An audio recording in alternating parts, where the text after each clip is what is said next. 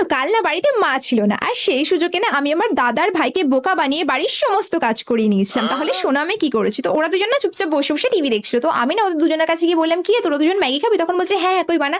আমি বলছি হ্যাঁ ম্যাগি তো বানিয়ে দিতাম, কিন্তু বাড়ির যে এত কাজ পড়ে আছে, তোরা আমার কাজে হেল্প করবি কি বল, তাহলে ম্যাগি বানিয়ে দেবো। তো তখন ওরা বললো হ্যাঁ হ্যাঁ বল, তোর কি কাজ করে দিতে হবে। তো তখন আমি বললাম, একটা কাজ কর ভাই, তুই ভালো করে ঘরগুলো ঝাড় দিয়ে দে, আর দাদা তুই ভালো করে ঘরগুলো মুছে। তো তারপর না ওরা দুজন ওদের কাজ করতে লেগে গেছিল, আর সেই সুযোগে আমিও নিজের রুমে গিয়ে একদম বিন্দাস ফোন ঘাটছিলাম। তো ওদের দুজনের কাজ করা হয়ে গেলে তারপর বলছে, কই এবার তো ম্যাগি বানায়। বলছি হ্যাঁ ম্যাগি তো বানিয়ে দিতাম, কিন্তু এই যে এতগুলো বাসন পড়ে আছে, এই বাসনগুলো যদি মাজতে যায় তাহলে ম্যাগি কখন বানাবো, তোরা বাসনগুলো একটু মেজে দিবি।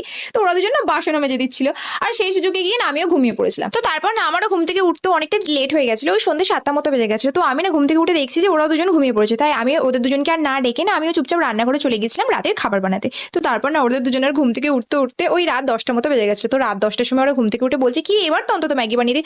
আমি তখন বললাম, আর আমি তো তোদেরকে বলতেই ভুলে গেছি, আমি তো